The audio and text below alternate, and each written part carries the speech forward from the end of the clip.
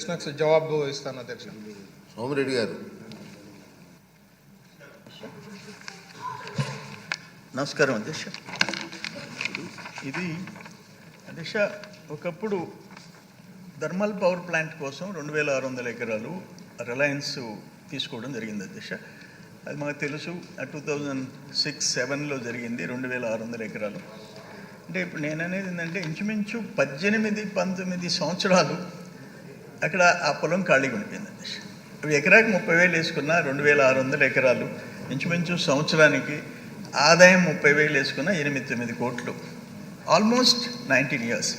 నేనేమంటానంటే మన industrial policy 2 ఏళ్ల లోపల పారిశ్రామిక భూమి కేటాయిస్తే దాంట్లో పరిశ్రమ ప్రారంభం కావాలా, వాళ్ళు ఎంత పెద్దోడైనా కాదు. 3rd year or 4th year అటు కాకుండా ఇన్ని సంవత్సరాలు భూమిని పెట్టుకొని అక్కడ రైతు కూలీలు కడుపులు మార్చుకుంటూ ఉండటం అప్పుడు కూడా అధ్యక్ష 3 లక్షల ఎకరాకేనంటే అటు పోర్టుకు కానివ్వండి, జెన్కోకి కానివ్వండి, రిలయన్స్కి కానివ్వండి ఆల్మోస్ట్ 7,000 ఎకరాలు.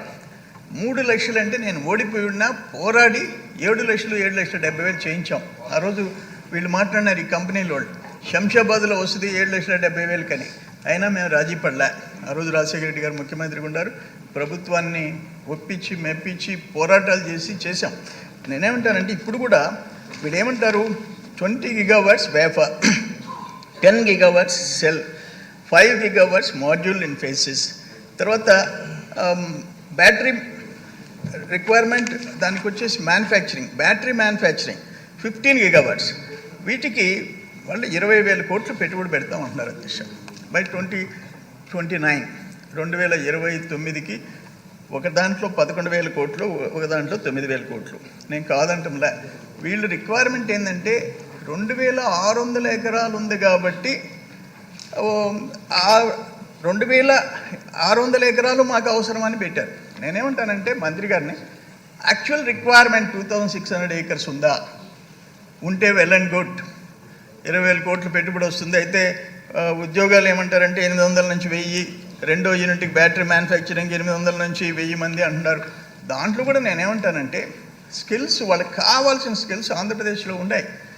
ఇతర దేశాల నుంచో రాష్ట్రాల నుంచో కాకుండా top priority should be given to local అనేది నేను అక్కడ చూస్తున్న పరిస్థితులు, ఆ పోర్ట్ ఏరియా ఇవన్నీ నేను చూస్తున్నా అధ్యక్ష. ఇంకొకటి ఏంటంటే నేను ప్రభుత్వానికి ఈ రోజుకి కిసాన్ ఎస్సీజెట్ ఎన్నేళ్ళు అయిపోయింది. స్వర్గీయ వెల్లకూరు రామచంద్రారెడ్డి, పివి నరసింహారావు గారు ప్రధానమంత్రిగా ఉన్నప్పుడు అదొక 2,700 acres. అదంతా డెల్టా ఏరియా, సోమశిల పెన్న డెల్టా ఏరియా. ఇప్పుడు కృష్ణపట్నం ఎస్సీజెట్ అరౌండ్ 7,000 acres, మ్యాన్పూర్ ఎస్సీజెట్లో ఇంకా పొలం ఉంది. అందుకని వాటిలో ఎట్లా ఇంట్రెస్ట్, ఇప్పుడు మీరు పాలసీ తెచ్చారు మన ప్రభుత్వం, కూటమి ప్రభుత్వం వచ్చింది, చాలా సంతోషంగా ఉంది. 10 ఎకరాలు క్లస్టర్ ఉన్నా, 100 ఎకరాలు ఉన్నా, 1000 ఎకరాలు ఉన్నా అది ప్రొక్యూర్ చేసి పెట్టి ఇండస్ట్రీస్ పెట్టాలని. నేనేమంటానంటే ఇక్కడ 1,000 ఎకరాలు ఉంది, వాటిని ఎట్లా యూటిలైజ్ చేసుకోవాలా, ఏ విధంగా చేసుకోవాలనేది దాని మీద చర్యలు తీసుకోవాలని చెప్పేసి నేను కోరుకుంటున్నా.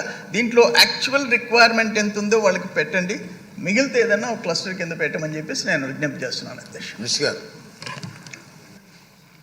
అధ్యక్ష కొద్దిగా బ్రీఫ్ హిస్టరీ ఏమంటే అధ్యక్ష, ఇది 2008లో 2,635 acres ల్యాండ్ అలాట్ చేయడం జరిగింది. అప్పుడు అల్ట్రా మెగా పవర్ ప్రాజెక్ట్ పెడతామని చెప్పి 4,000 megawattsతో. అది వచ్చి ఇంపోర్టెడ్ కోల్, కంప్లీట్లీ ఇండోనేషియా కోల్తో ఏర్పాటు చేయాలనే ఉద్దేశంతో 4,000 megawatts ప్లాంట్ పెట్టేదానికోసము ఈ 2,635 acres కేటాయించడం జరిగింది. దాని భాగంగా